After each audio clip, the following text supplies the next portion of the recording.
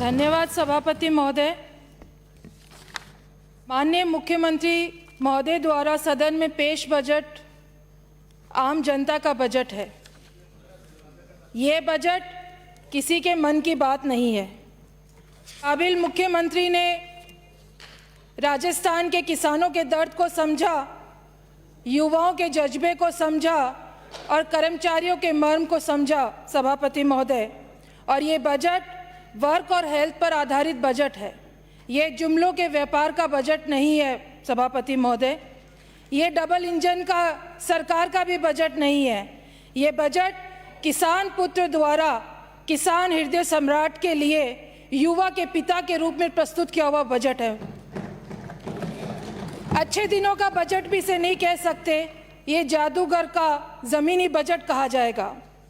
मेरा इस बात में पूर्ण विश्वास है सभापति महोदय कि इस बजट से हर वर्ग का हैप्पी इंडेक्स बढ़ा है।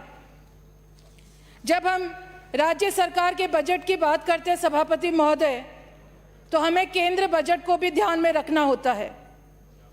मैं इस सदन में कहना चाहूँगी कि 1 फरवरी 2022 को केंद्रीय बजट के समय आम जनता, इस देश की जनता उस केंद्र बजट से कुछ शब्दों की आशा कर रही थी। वो बड़ी उत्कंठ थी ये शब्द सुनने के लिए, और वो शब्द थे बेरोजगारी, गरीबी, खाद्य सुरक्षा, स्वास्थ्य बीमा, सामाजिक सुरक्षा, किसान, महिला और युवा। 90 मिनट के भाषण के अंदर केंद्र सरकार के अंदर इन शब्दों का प्रयोग नहीं हुआ सभापति महोदय, और शब्दों का प्रयोग हुआ smart city, digital, green, climate, Atmanirbhar, made in India, ease of doing business, tax revenue, green fuel. लेकिन राजस्थान के माननीय मुख्यमंत्री महोदय ने अपने बजट के अंदर किसान को केंद्र बनाया, किसान हितैषी बजट लेकर आए, बेरोजगारों की बात करी, युवाओं की बात करी, चिकित्सा की बात करी, शिक्षा की बात करी और महिला के शब्द का इस्तेमाल किया। सभापति महोदय, 2015 के अंदर तत्कालीन वित्त मंत्री स्वर्गीय अरुण जेटली जी ने कहा था कि देश 2022 के अंदर आज़ादी का 75वां वर्ष पूर्ण रूप से अमृत महोत्सव के रूप में मनाएगा। और उन्होंने ये भी वादा किया था देश की जनता से और देश के किसानों से कि 2022 के अंदर उनकी आय दुगनी हो जाएगी। सभापति महोदय, मैं कहना चाहूँगी 2022 का केंद्र का बजट हमने देखा और कहीं पर भी 2022 की बात नहीं हुई सभापति महोदय। सीधा 25 साल के ऊपर बजट चला गया। अमृत महोत्सव का जो जश्न मनाना था 75वें वर्ष के अंदर, वो चला गया अगले 25 सालों के अंदर। किसान की आय तो दुगनी नहीं हुई सभापति महोदय, लेकिन किसान की लागत दुगनी हो गई। यूरिया के ऊपर सब्सिडी कम करने का काम केंद्र की सरकार ने करा। मैं आज इस सदन में बताना चाहूंगी कि अमृतकाल की बात करते हैं देश के प्रधानमंत्री।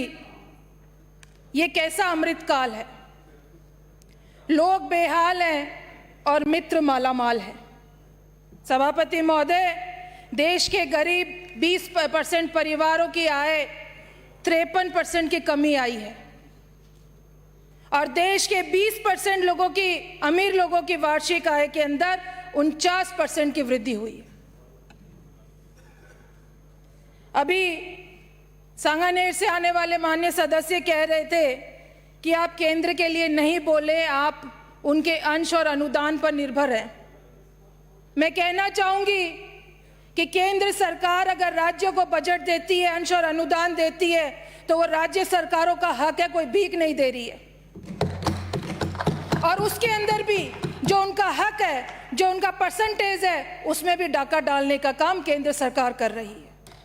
सभापति महोदय, केंद्र सरकार का बजट इतना प्रगतिशील और इतना स्वदेशी था कि मध्यम वर्ग के लोगों को मोटरसाइकिल पर भी पैडल मारना पड़ेगा। हमारे माननीय मुख्यमंत्री महोदय ने एक बहुत अच्छा बजट पेश करा। ये बजट युग बनाने वाला बजट के रूप में याद करा जाएगा। और मैं कहना चाहूँगी सभापति महोदय कि हमारे राजनीतिक मूल्यों में बहुत गिरावट आ रही है। इतनी गिरावट कि गलत काम करने के लिए किसी साहस की ज़रूरत नहीं होती, लेकिन एक अच्छा काम करने के लिए बहुत साहस की ज़रूरत पड़ती है।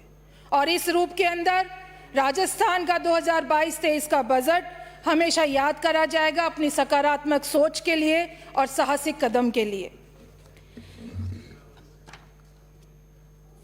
जब राजस्थान के बजट की बात होती है तो कुछ बिंदुओं पे मैं बात करना चाहूँगी सभापति महोदय, जो मुख्य रूप से इस बजट को और अहम बनाते हैं, लोगों को सोचने पे मजबूर करते हैं।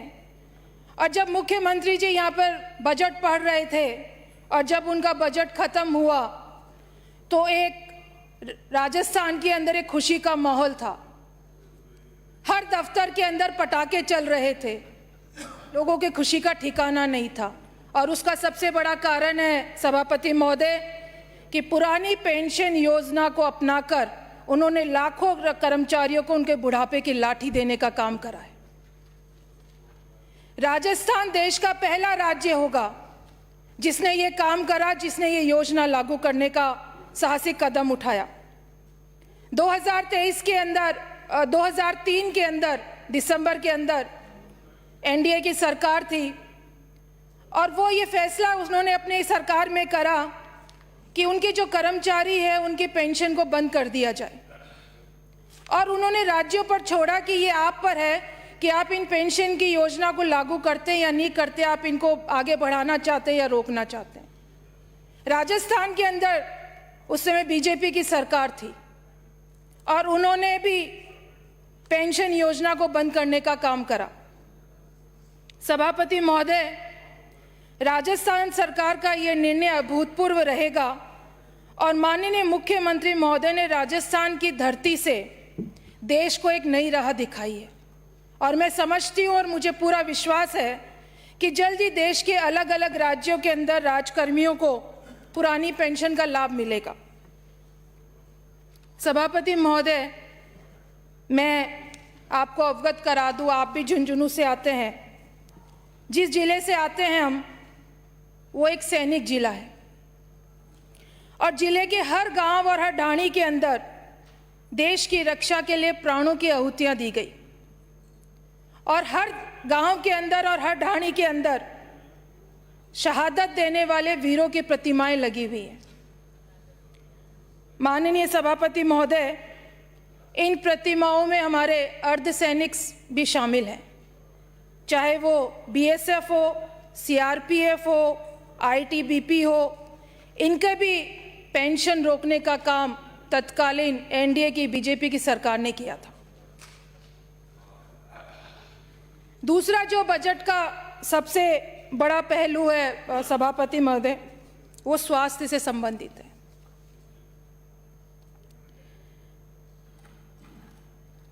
स्वास्थ्य के अभी माननीय चोमू से आने वाले सदस्य बोल रहे थे कि बीजेपी की सरकार की योजनाओं को बंद करा।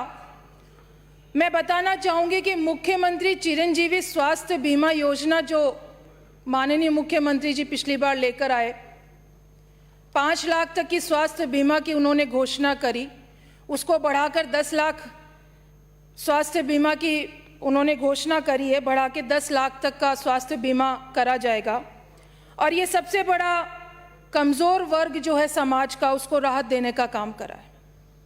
इसी के साथ मुख्यमंत्री महोदय ने चिरंजीवी दुर्घटना बीमा योजना भी लागू करी और 5 लाख रुपए तक का दुर्घटना बीमा हमारे जो गरीब लोग हैं, समाज के पिछड़ा व्यक्ति है जो अंतिम छोर पर बैठा है, उसको इसका लाभ मिलेगा।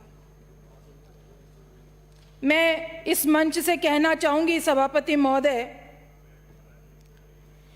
कि स्वास्थ्य राजस्थान और खुशहाल राजस्थान का जो सपना 2011 में हमने देखा था, निःशुल्क दवा वितरण हो, चाहे जांच योजना हो निःशुल्क, चाहे स्वास्थ्य बीमा के रूप में, वो प्रदेशवासियों तक पहुंचा।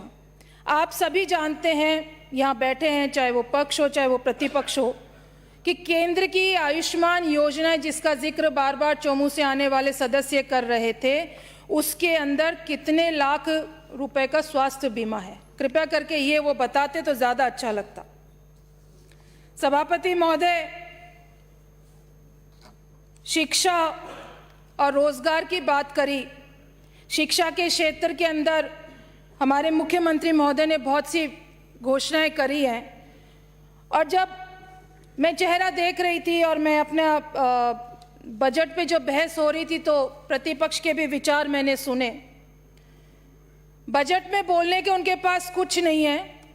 कल जो माननीय सदस्य बोले वो पिछले 5 साल का हिसाब लेकर आ रहे हैं। वैसे इनकी पार्टी 70 साल का हिसाब मांगने में बहुत माहिर है, और वो पन्ने पलट पलट के कि ये घोषणा हुई थी, ये घोषणा हुई, धरातल पे नहीं उतरी। मैं बताना चाहूँगी सभापति महोदय, 90% से ज़्यादा पिछले बजट की घोषणाएं धरातल पर उतर गई है, मूर्त रूप ले लिया है। ये कमी इन लोगों की है जब ये बात करते हैं कि 10 हैंडपंप या 10 ट्यूबवेल और 40 हैंडपंप लगे या नहीं लगे। ये जनप्रतिनिधि पे डिपेंड करता है कि वो जो बजट के अंदर घोषणा हुई है उनको वो अपने क्षेत्र के अंदर कितना लागू करवा पाता है। आप ये सोचो कि बजट की घोषणा हो गई और घर बैठे आपके पास थाली आ जाएगी, ये तो हो नहीं सकता, संभव नहीं है। मैं अपने विधानसभा क्षेत्र मंडावा की बात करूंगी। पिछले बजट के अंदर जो भी घोषणा हुई, चाहे वो तहसील की घोषणा हो, चाहे वो कृषि महाविद्यालय की घोषणा हो, चाहे वो ट्यूबवेल की घोषणा हो, चाहे वो मिसिंग लिंक्स की घोषणा हो, वो सारी की सारी धरातल पे है। कृषि महाविद्यालय चालू हो गया, लड़कियों का बच्चों का एडमिशन हो गया, कन्या महाविद्यालय चल रहा है, मिसिंग लिंक्स का काम चल रहा है, तहसील बन गई है, सारे काम हो रहे हैं।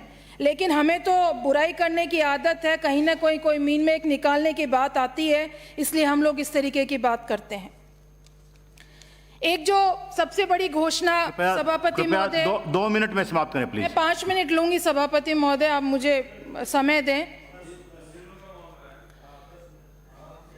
संविदा कर्मियों के मानदेय को 20% बढ़ाने की जो घोषणा